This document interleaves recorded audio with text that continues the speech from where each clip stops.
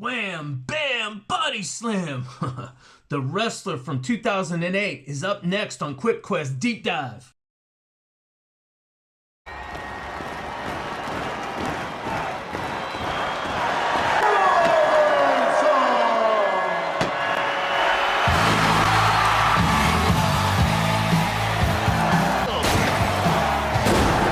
My only faith's in the broken bones and bruises I display.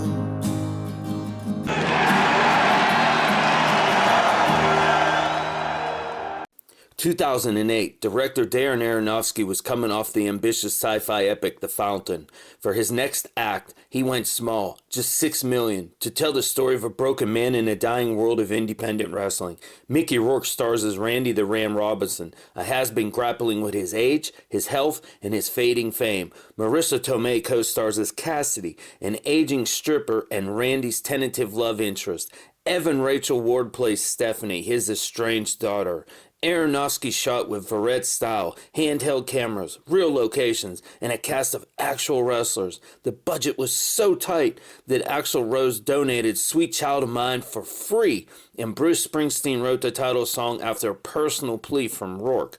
When it opened December 17, 2008, the wrestler stunned audiences, earning over $46 million worldwide, nearly 8 times its budget. It won the Golden Lion at the Venice Film Festival. Rourke won a Golden Globe for Best Actor and an Oscar nomination. Marisa Tomei also earned an Oscar nod for her raw, heartbreaking performance. Critics called it a masterpiece. Audiences couldn't look away. This is the story of a comeback, both on screen and off. The Wrestler. The Nicolas Cage swap that gave us Mickey Rourke. This is the craziest casting story of the decade. Aronofsky always wanted Mickey Rourke as Randy, but the studio insisted on bankable star and forced him to cast Nicolas Cage. Rourke was replaced and even felt kind of relieved because the role hits too close to home. But Rourke had a terrifying instinct he would get the role back. He started training with an Israeli cage fighting champion anyway, packing on 46 pounds over 6 months. Then, after weeks of shooting, Cage walked away, reportedly because he was unwilling to take steroids to achieve the required physique. Rourke was rehired, got into the best shape of his life, and delivered the performance that revitalized his career. The deli counter was a hidden camera sting. Randy's first scene working the deli counter at the grocery store, almost entirely improvised. Real customers kept walking up to the counter and asking for orders. Instead of stopping filming, Aronofsky told Rourke, "Take the orders and let the cameras roll." The customers had no idea they were in a movie. Their genuine confusion, kindness, and annoyance is all real. This hidden camera approach gave the film's gritty, realistic tone from the very first frame. The backstage locker room scenes were also completely improvised, just real wrestlers reacting to Rourke as the Ram.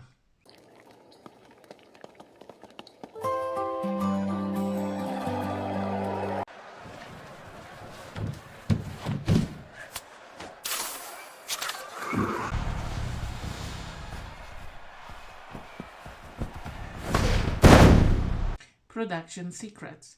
The 6 Million Miracle. The film was financed independently by the French company Wild Bunch, the same outfit that backed Che. Aronofsky famously said, "The studio had no faith in Rourke. They wouldn't give us the money for a star who'd been washed up for years. So I took what Wild Bunch would give me, which was $6 million, and put on my independent film hat." The film went on to earn nearly 8 times its budget and became Aronofsky's biggest critical success at the time. Amazing. The Golden Lion shocker.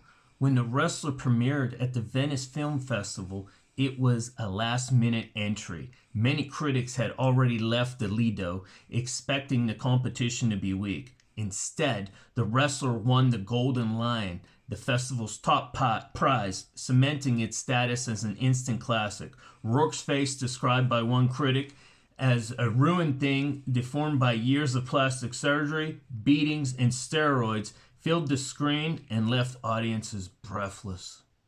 The Real Wrestler cast. Aronofsky populated the film with actual professional wrestlers as extras and supporting characters, among them Ernest the Cat Miller, Nero Butcher, and Ron Killing's R-Truth. The locker room scenes were improvised, real wrestlers talking to each other about real injuries, real financial struggles, and real backstage politics. The line between performance and reality blurred continuously. It was Necro, by the way. The stripper reality check. Marisa Tomei initially turned down the role of Cassidy, saying, "Irresistible? Hardly. I was like, I've got to be nuts." She ultimately accepted because she wanted to work with Aronofsky, but she insisted on authenticity. Tomei spent hours watching the reality show Rock of Love and pole dancing with a yoga instructor to learn the movements. She also wore 2 nipple rings for the character, a small but specific detail she added herself. This week's Happy Serendipity podcast ends Professional Wrestling Week on Simply Effing Creative, and it's a giant of an episode. The 8th wonder of the world, Andre the Giant, living large in a world too small, debuts on this Thursday at 1 p.m. Eastern Standard Time on Spotify, Amazon Music, iHeartRadio, CastBox, Audible. And Audible. Easter eggs and visual details. The writer cameo. Screenwriter Robert Siegel makes a quick appearance as an autograph-seeking fan at a wrestling convention. The abandoned pier. The pier where Randy takes his daughter for a reconciliation attempt is a real abandoned amusement park in New Jersey. Aronofsky found it during a location scout and refused to build a set. He wanted the natural decay. Decay. The blading shot. The close-up of Randy cutting his own forehead with a razor blade during a match was entirely practical. Rourke actually performed the gigging himself. That's real blood. The deli uniform. Randy's work uniform is intentionally designed to mirror the colors and texture of his old wrestling gear, a visual reminder that he can't escape the ring. The Ram poster. In the background of Randy's trailer, there's a famed poster of the Ram from his 80s heyday. The tagline, "The Ram, he's still standing." Springsteen's single. The title track, The Wrestler, was released as a single and later appeared as a bonus track on Springsteen's album, Working on a Dream. The song was not included on the film's official soundtrack album. You could only get it separately. Legacy and real-world impact. Career resurrection. The wrestler single-handedly revived Mickey Rourke's career. After years of direct-to-video action schlock, he was suddenly a Golden Globes winner and an Oscar nominee. He dedicated his Golden Globe speech to his dogs, saying sometimes when a man's alone, that's all you got is your dogs. Aronofsky's shift.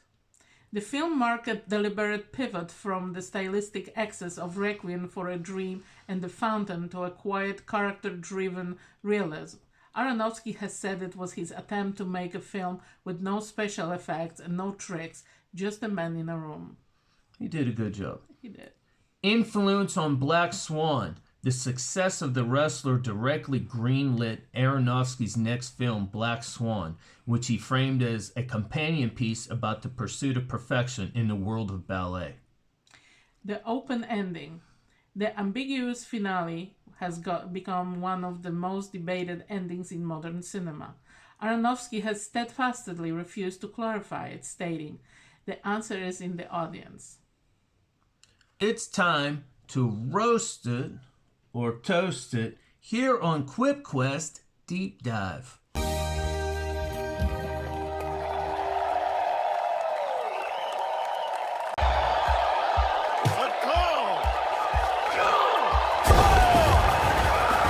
You're up.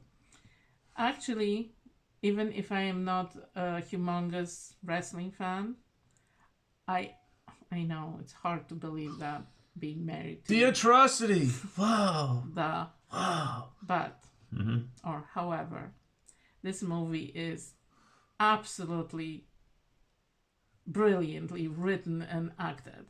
So I give it a 5. 5. Yeah. Wow. I would say that I have to agree with her. I mean, I am the wrestling fan, though. I mean, all that stuff. But the story that was told was extremely. Robert Siegel did a great job with writing this. He actually caught the wrestling element, which is kind of hard.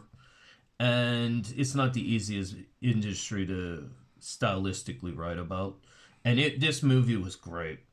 I loved it. And it's a big 5 for me. It's a big hit. And here is 2 more facts about the wrestler. The wrestler was initially a script by Robert Siegel. He was a former editor-in-chief of The Onion. That's right, the satirical news website's former head writer wrote one of the most devastatingly sincere, unironic script of the decade. Siegel later joked that the film's success was the most surreal thing that ever happened to me. I went from writing about cock-punching Steven Seagal to writing a Golden Lion winner. Steven Seagal. You fooled Steven Seagal? And here's the real heartbreaker. Despite its critical acclaim, box office success, and cultural impact, the wrestler won 0 Oscars. Rourke lost Best Actor to Sean Penn for Milk. Tomei lost to Penelope Cruz for Vicky Cristina Barcelona. Bruce Springsteen's song was nominated for a Golden Globe, but not for an Oscar. The Academy deemed it ineligible because it wasn't written specifically for the film. It was a brutal case of the best film of the year not being recognized by the Academy. Every Thursday, a new episode of the incredible storytelling Happy Serendipity podcast is out. Up next is episode 21 about Andre the Giant. It was a lot of fun to work with wrestling playlist for this week. Let's do it again, shall we? And up next will be a Sunday night release of the hit burning hot horror Backrooms. And the Wednesday episode of QuepQuet's Deep Dive will be Project Hail Mary. And here comes a rare call to action. We have started to do short form content. I made another playlist on YouTube. It will include exclusive content not included in the long form videos. Unlike others that repurpose the same content, this will primarily be fresh, unseen content for the most part. So check them all out. And this week, I wanted to go easy on him. But, as usual, opinions are like assholes. Everyone has one. I have 2. Adios.